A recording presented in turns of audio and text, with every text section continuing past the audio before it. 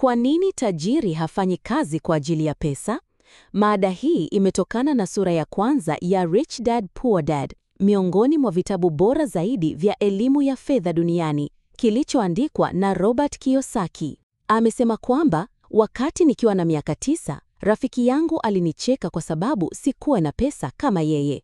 Iliniuma sana, lakini tukio hilo ndilo lilikuwa mwanzo wa safari yangu kuelekea kuwa tajiri. Nilikuwa na baba wawili.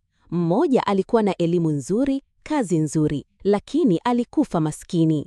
Mwingine aliacha shule mapema, lakini alikuwa mmoja wa matajiri zaidi niliowahi kumfahamu. Baba masikini alisema, nenda shule, pata kazi nzuri. Lakini baba tajiri alisema, jifunze jinsi pesa inavyofanya kazi, ili usiwe mtumwa wa mshahara. Na ndipo nikajifunza somo kuu kutoka kwa baba tajiri ya kuwa tajiri hafanyi kazi kwa ajili ya pesa, pesa hufanya kazi kwa ajili yake. Na hapo ndipo maisha yangu yalibadilika. Nilianza kuuliza, je, napambana kupata pesa au nafanya pesa inipambanie? Kama unaamka kila siku kwenda kazini, lakini huna uhakika na kesho yako ya kifedha, labda ni muda wa kujifunza tofauti kati ya mali na madeni, na kujua kwa nini baadhi ya watu wana pesa na wengine wanapambana nayo milele. Kama anavyotujuza kwamba the poor and the middle class work for money, the rich have money work for them. Masikini na watu wa kipato cha kati hufanya kazi kwa ajili ya pesa.